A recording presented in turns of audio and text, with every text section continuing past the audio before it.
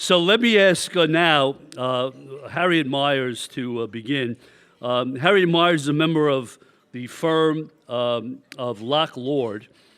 She returned to the firm in 2007 after years of public service, including the administration of President George W. Bush from 2001 to 2007. She was Deputy Chief of Staff for Policy and Counsel to the President. She's had a long, distinguished career in commercial litigation practice and clerked for U.S. District Court Judge Joe E. Estes, that Carroll had mentioned. She was the first woman hired at the Dallas firm of Locke, Purnell, Boren, Laney, and Neely, was the first woman to lead that firm. And among her many other accomplishments, she was nominated by President Bush to serve on the Supreme Court, and it's our loss that that never happened. Let me ask Harriet to speak on behalf of Carroll Estes. Harriet Miers.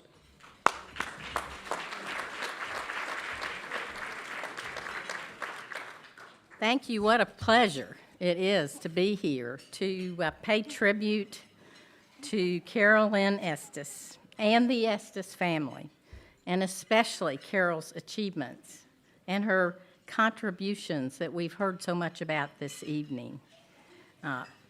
You've heard lots of adjectives used to describe our wonderful honorees, both of them. And the one I want to use, though, I haven't heard, is driven. Carroll is driven, and driven to seek good for so many who are voiceless, for so many who need voices like hers. And her advocacy is not on a small scale. It's been, as you heard, a national scale to accomplish what she has done. And on society, her impact on society. Now, you heard that Carol's dad was Judge Joey Estes, and she asked me to say a few things about him, so that's typical. You know, the spotlight's supposed to be on her. She wants it on her dad. Serving as Chief Judge of the Northern District of Texas, Judge Estes wanted our court system to work for all of the litigants that came before him, and that was regardless of stature or their conditions. Judge Estes would always remind the parties and the lawyers in his court that the number one rule, the federal rules that run the courts, was that there had to be just, speedy, and inexpensive determination of all matters in that court. Right, Kevin? And he was, as was said earlier, aptly, he was all about justice, but he recognized if justice wasn't speedy and if it wasn't inexpensive, then you probably didn't achieve justice at all. So I have to say his genius is impactful even today. His vision for improving the quality of justice in our nation's court helped bring procedures that are applicable today in the courts across the nation. For example, he helped create the Manual for Multi-District Litigation, and that's something that some of you may have heard about, but it is a process that he helped create where if you have a lot of cases pending around the nation, all dealing with the same issue, you can consolidate them in one location. And then instead of having all of those courts dealing with pretrial procedures in the cases, there's one court. And the application, for example, is the opioid epidemic that we're having right now. And there are over 100 cases, 180 cases pending in connection with that epidemic. And instead of having 180 cases all doing the same thing, they are all consolidated in one court in Ohio to deal with the pretrial of those cases. So you can see the savings. At the time Judge Estes thought of that, worked on it. It was visionary. Nowadays, it's the norm. Judge Estes and other judges like him worked on rules of evidence that could apply in every federal court so that a judge, a party, was not having lawyers fighting about rules of evidence in a myriad of courts. They wanted a standard set. And that's what they worked on and were successful in getting passed. So now when we try cases around the courts, it could be in Washington or Texas or California or New York, the rules of evidence apply the same. So Judge Estes served on the national conference to help with the administration of all of federal courts. He had huge impact on policy, and in fact, I could be in his office, and it was not infrequent that the phone would ring, and I would pick it up and tell the judge who was on the line, or he would pick it up and say something like, "Hello, hi, Chief." It'd be Chief Justice Berger, all the time. Now, Carroll Estes was comfortable, as you saw, in making her case in the most hallowed of halls in this nation with the most prominent, powerful, influential people. Why? Because she had known those environments. She had known those people. Now, naturalization was one of the joyous occasions for Judge Estes because he loved those ceremonies, and he served to preside over them for years after he was no longer an active judge. He really took delight in seeing new citizens sworn in. He reveled in the fact that they had come courageously to become citizens of this nation. The new citizens sitting there, you could tell, they loved him as he presided, and he loved them right back. Now, like her dad, with Carroll Estes, you know her character, her heart for the hurting, and her humility. And as much as Judge Estes loved the law and loved his position as a judge, his greatest love was his family. And beginning, of course, with his wonderful wife that you saw depicted. He loved to brag on her, and she was a very remarkable lady. He passionately loved his children and his grandchildren, and he was a man of faith. Now, how proud he would be tonight to be at this ceremony and see the legacy that is left behind by his daughter, and Dusky, too. You know, he really was proud of Carroll, but he really was proud of Dusky also. In fact, I would sit there on the couch in their home next to Dusky. He was proud of her when she was even 10 years old. And I would sit there and think, who is this amazing adult in this 10-year-old body? Dusky, as you heard, is a nationally known chef, and along with her husband, they're environmental activists and a great number of other things. And it was Dusky who, struck by devastation in recent disasters, was out herself serving other people, trying to help them rather than trying to tend to her own losses. So, Dusky, you're a model for all of us.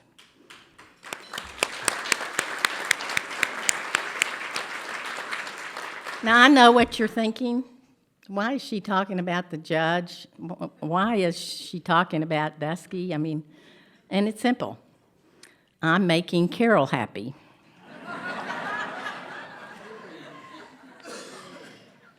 So, thank you very much for allowing me to be part of this ceremony this evening. And thank you for, as you saw, Carroll and the Estes family for allowing me to be at your family table, because it changed the direction of my life. It changed my life dramatically. And I am grateful to you for that, and grateful for you having me here today. I remember early in my professional career that Carroll was fighting for the elderly when, it wasn't quite as popular or quite as up front and central as it is today. Her visionary writings and compassionate caring for a segment of our society, tens of millions in dire need, helped bring national attention to the cause and to the policy considerations of grave importance for the aging. Like her dad, though attention is not what she seeks results. She's been driven in her career to help develop and support systems that work justly, speedily, and inexpensively for those without resources. There are those words again. She probably heard her dad say a time or two.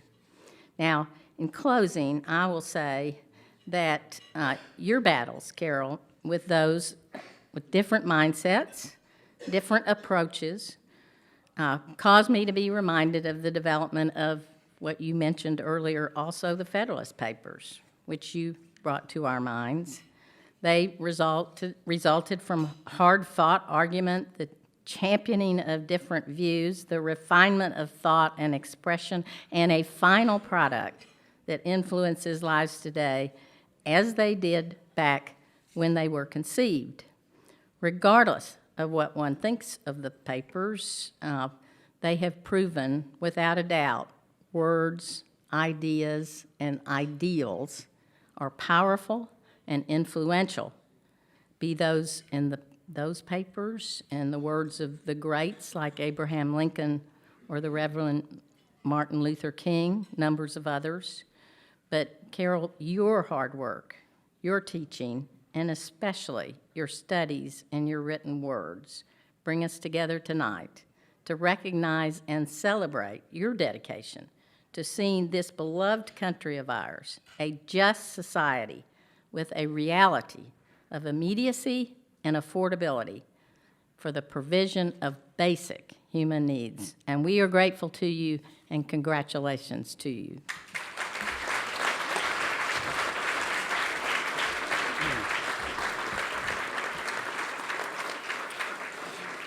Let me now ask Kevin Prindiville to join us. Kevin really focuses on many topics affecting older people, but especially Medicare, which, as I mentioned yesterday, did get a lot of mention last evening.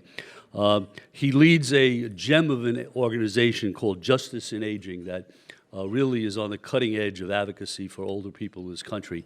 And Kevin has some comments to make for Carroll as well. Kevin Prindiville. Kevin.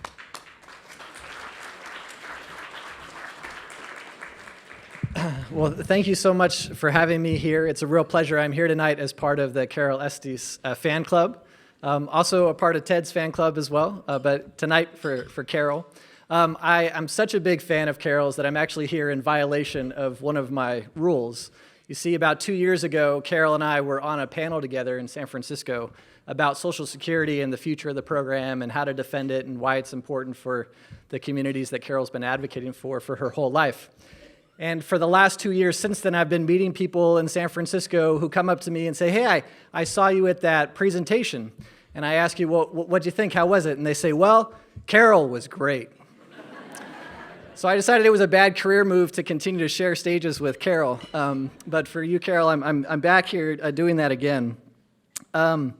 We've said lots of nice things about Carroll tonight, but the three things that I think of when I think of Carroll are advocacy, mentorship, and family.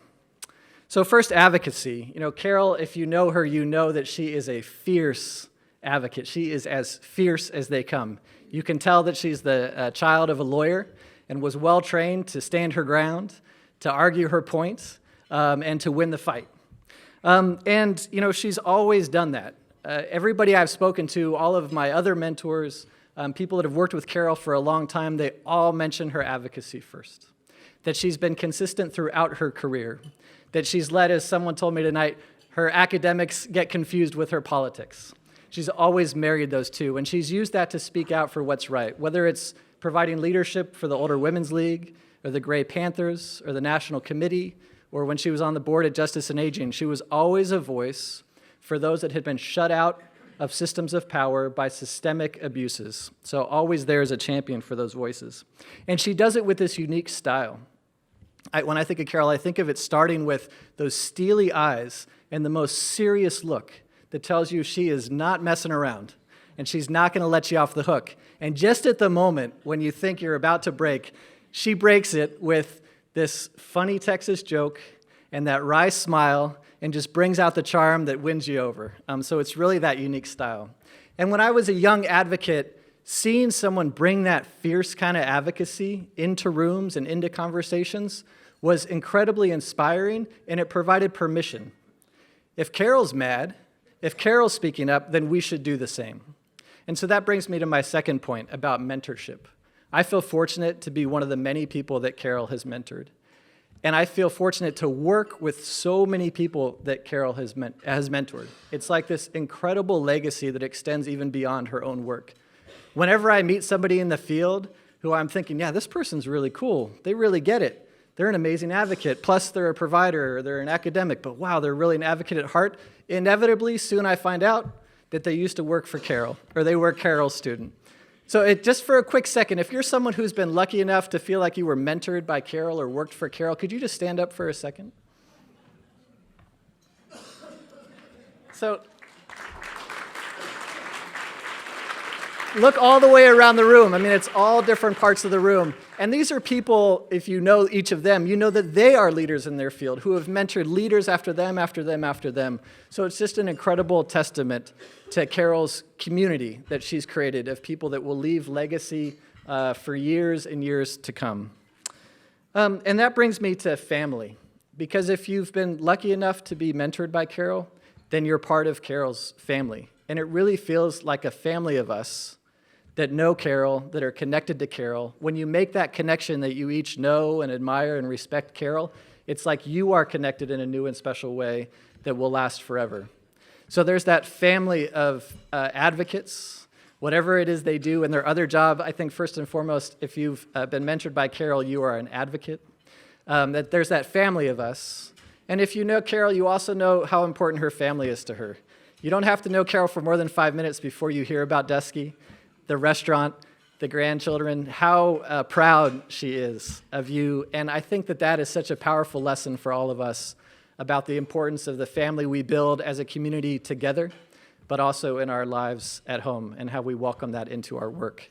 So thank you, Carroll, for the advocacy, for the mentorship, and for family.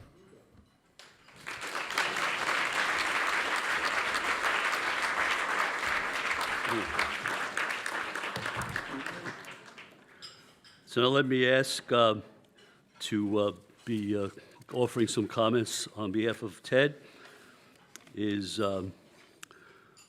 Bill Drayton, Jerry Mishaw, and Jim Marone. So if the three of you would join us. Harriet and Kevin, thank you.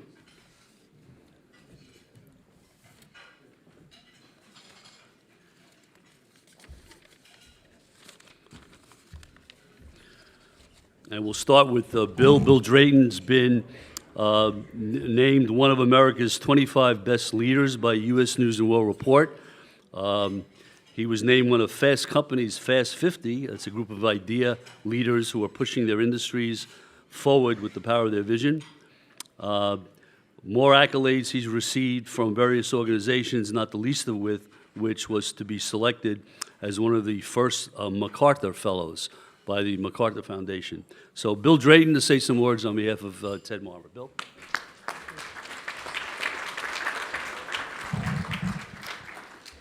Well, I first became aware of Ted when I was about 19, and he was one of those celestial beings that were teaching us. I then discovered he was a graduate student, but we got over that. And what I want to do is share two experiences with Ted that I think most of you will not have shared, but you'll see common patterns coming out of it. First, Ted and I shared an office during the 1984 Mondale campaign. And Ted was responsible for social insurance and welfare, and I was trying to deal with environment regulation and jobs. Now, I can assure you that every time the administration came up with some new imaginative thing, I'm being very polite, Ted's karate came out, and that was the end of that. And campaigns are very crazy things, and losing campaigns are much worse. And when you're sharing an office with someone in the midst of that, you learn a lot. And Ted always, he wasn't daunted by what was going on. He was constantly bringing new ideas, new approaches, laughing, and helping everyone else. It was really very special. So when you're in a tight spot, you want Ted with you on all the dimensions, the ideas and the temperament. Now that was a short experience. The second I want to share is over 40 years. And Ted has been a partner in imagining and building and evolving Ashoka from the beginning. So what is Ashoka? It's the World Association of Leading Social Entrepreneurs. Over half of them have changed national policy within 5 years of launch. And we work together to cause pretty big changes. So here you can see Ted again. He works with individuals and help individuals. He's started groups, structures. And he's one of the few people when there's a really big new idea that people won't get for a decade. He gets it right away. So social entrepreneur, what's that? It wasn't even a word. But Ted understood it. And right now, we're saying everyone, meaning literally everyone, a change maker is the goal we have to have. Everyone here cares about equality. We've got half the population in the new game of change and good at it, and the other half out and falling further and further behind. That's the new inequality. Well, Ted understood that, and we're working together on it. So Ashoka has 3 levels of impact that we've come to understand. Direct service, you need the teacher in the classroom. Pattern or systems change. This is not giving fish or teaching to fish, it's changing the fishing industry. And then the 3rd level is mindset change. And Ted does all of those. And that's very, very, very unusual. So we already had one amazing story about how he got us a pretty good senator. And there are many other people here whose his energy, his ideas, his genuine caring for everyone. This is direct service at the highest and best level.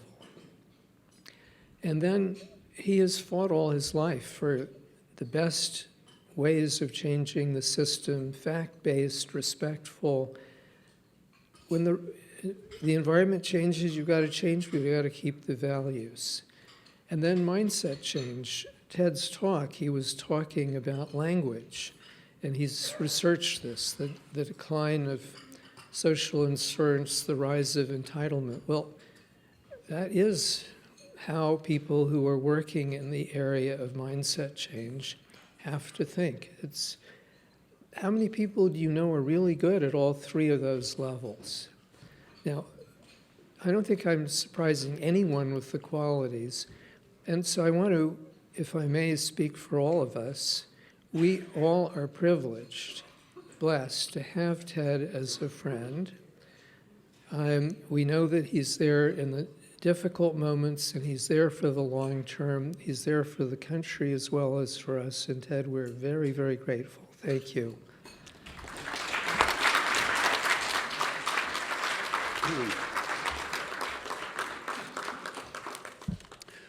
Next, we're going to ask Jerry Michaud to speak. Jerry's the Sterling Professor of Law and a professor at the Institute of Social Policy and Social Studies at Yale University. previously taught at the University of Virginia Law School, and he's also a founding member and full member of the board of directors of our academy. Jerry?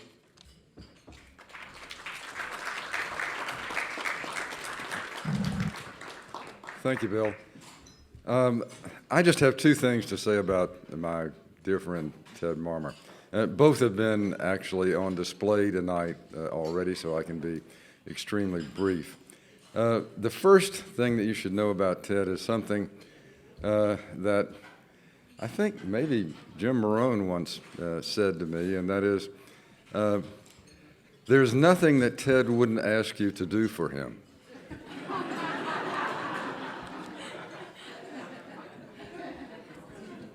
And the flip side of that is, there's absolutely nothing Ted Marmer wouldn't do for you. He is infinitely generous. It's said about one of my colleagues at the Yale Law School, who will remain nameless, that his ego is so large that he can't actually distinguish between himself and other people. And that makes him infinitely generous. But that's not, I think, the causal explanation with respect to Ted. I have no idea what it is that makes Ted as generous as he is, but so many of us have been blessed by living in proximity to that sort of generosity. And it's meant that Ted as a mentor has not just been a mentor to his students. Anyone who sort of wanders into the Marmer orbit becomes a part of the Marmer enterprise. He will advise you how to run your life. He will hire you to do something for him in one or another of his enterprises, and he will promote you relentlessly in your career. And so many people have benefited from that, and so many people are now doing great work because of the things that Ted has done as a mentor and as a generous soul. The other thing that I want to suggest about Ted, which I think Ted illustrated for us in great detail tonight. Ted has never lost his sense of outrage. Words like entitlement, words like voucher, words like modernizing medical care, consumer-driven health care. These are the sorts of things that causes Ted's cardiologist to worry about his health. And moreover, rather than being in despair about these things, although I confess I've seen him occasionally in despair about it, Ted goes to war. Ted looks for the next opportunity to go out and battle against those three demons that he constantly reminds us about, the myths, misunderstandings, and mischief that surround the field of social insurance and social policy generally. And so far as I can tell, there is no dimming of the enthusiasm for that battle. And so, Ted, thank you for doing it for so long, and we hope you do it for many more years. Thank you very much.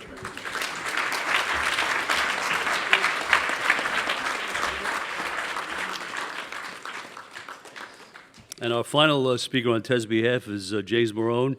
Jim is the John Hazen White Professor of Political Science and Public Policy and Director of the Taubman Center for Public Policy at Brown University, a member of the National Academy of Medicine, otherwise known as the Other Academy, former editor of the Journal of Health, Politics, Policy, and Law, and a two-time recipient of Robert Wood Johnson Investigator Awards. Jim?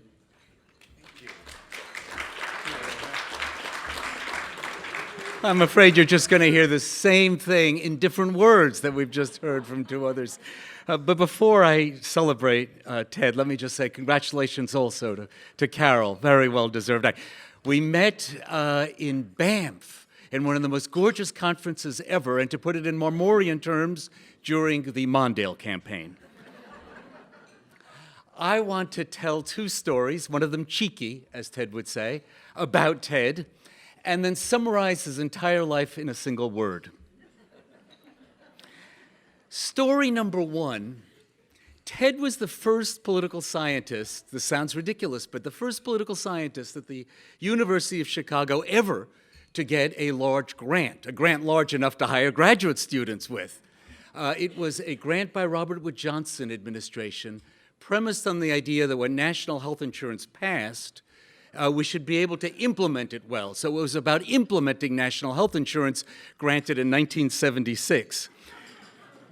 It was great because I got one of those coveted positions. We walked around like the people in the Oval Office walk around Washington. We walked around Chicago, better paid than any of the other grad students.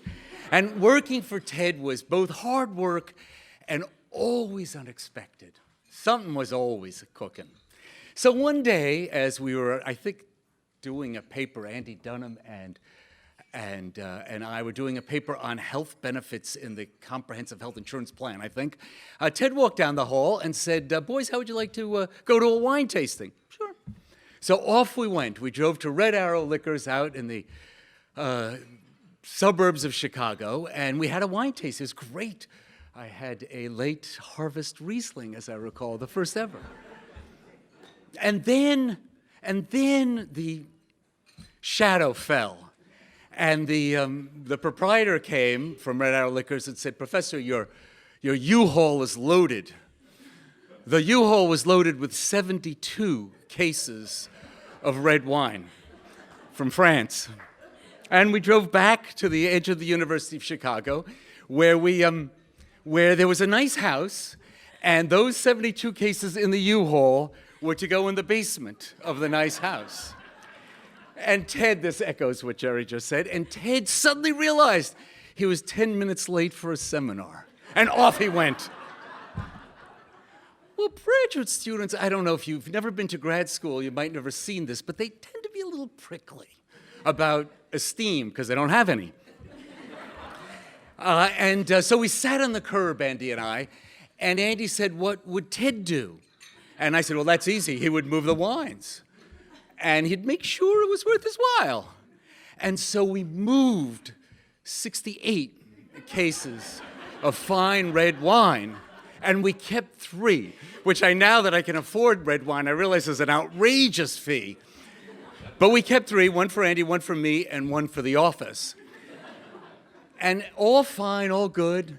But the next day, someone had to tell Ted, and Andy elected me.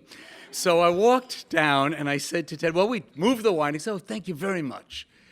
And I said, well, we kept 3 cases. And he leaned forward and he said, which ones? And I named the chateau, and he smiled, almost proud, as if a student had done well, and said, well, you have no effing idea what you're doing, but you chose well.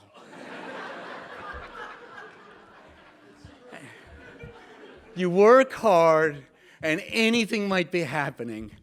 And he is a generous soul. Second story. This one's a little bit more academic. In 1980, thereabouts, Ted was invited to apply for a chair at the Yale Public Policy Center and the Political Science Department. Estes, that's the name I'm blocking on. And so he sent off the material, as one does, all his books, a bunch of articles. And then this letter, I know because I opened it, this letter came back from Ed Lindblom. Those of you in political science know Ed was brilliant and austere, I think might be the way to describe him. He was sharp and unrelenting in an argument. And Lindblom's letter said simply, I like what I've read. Please send 40 more major articles. Well, most people don't have 40 more major articles. And those who do would be, what's the opposite of insouciant about which ones to send? Ted just said to his assistant, why don't you pick 40 articles that he hasn't seen and sent them?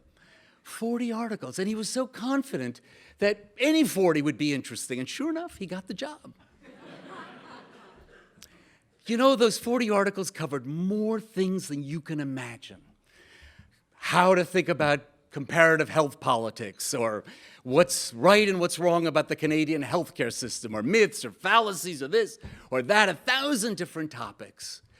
But they all share the exact same quality. They're written with not just values, not just passions, but a roaring, flaming, passionate passion. Every one of them. And that's Ted. He just has this extraordinary set of beliefs that lie under all the other things he knows and argues. Social scientists like to say that there are two kinds of mentality. There's the hedgehog who knows one great thing, and there's the fox who knows many different things. Ted is the only person I've ever met who's both a hedgehog and a fox. He knows lots of things, but beneath them all, he knows that he believes in a more just society. And he brings it out in everybody he talks to. Put aside your academic objectivity and feel the passion that lies under all these different stories, books, articles, arguments, etc. The world ought to be a better place for everyone. And that's what makes Ted tick. That's why we love him, this heat over this topic. What's the one word? Well, you've already heard it in lots of different ways today. But Ted is a teacher all the time. He teaches us stuff, like you should do this and you should do that and you should do this too. And he teaches us this passion. Let it out and fight for it. And I don't know if the world will change tomorrow or next year or next decade or whether we'll be around to see it.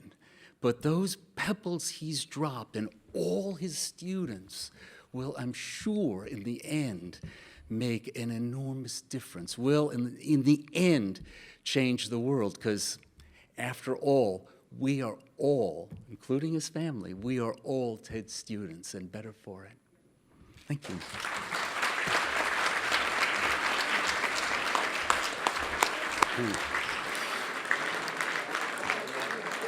We now want to end the evening with a toast, and Bruce Vladeck, a previous recipient of the Ball Award, is going to lead the toast. So pick up a glass of anything you have at the table that you feel is suitable for a toast, and I'll turn it over to Bruce. Bruce?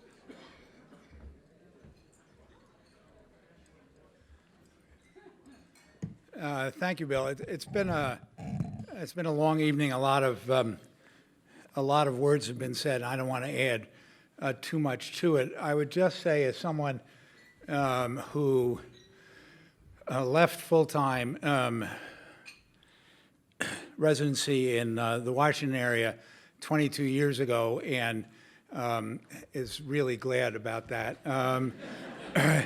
There's long been a tension in the academy between the commitment to the basic principles on which the academy was founded and the realities of life and, frankly, of funding and grant support and political credibility and so forth in contemporary Washington. And as things have gotten worse and worse in some ways over the years, it's been a larger and larger challenge for the academy to continue to thrive and be productive and successful in an increasingly difficult environment. But that's why I think tonight's Ball Awards and this year's Choices of Ball Awards are so extraordinary and so fitting, because they symbolize entirely what the Academy was meant to be about and what it's all about. There is understanding, there is historical knowledge, there is historical awareness, but there's also unwavering commitment to the basic principles of social justice and concern for everybody in a society, particularly the least of us. And it is a commitment that is pursued with scholarship, with thought, with reasoned argument, with great logic, and with great passion. And both Ted and Carroll, I think, embody those values just about as well as anyone else we know. that makes them particularly fitting recipients for the Robert M. Ball Award this year, and it makes them particularly fitting objects of a toast from all of us. Congratulations.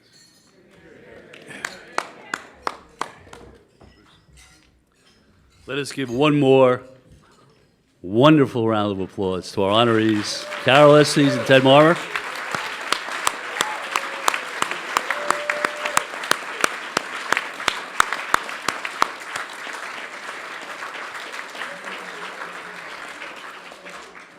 Please continue to finish dessert. Thank you for being here. And if you wish to stay for the after party to watch the second night of the Democratic debate, you're welcome to join us. It'll be piped in. So have a good evening, and we'll see you at next year's Ball Award. Thank you.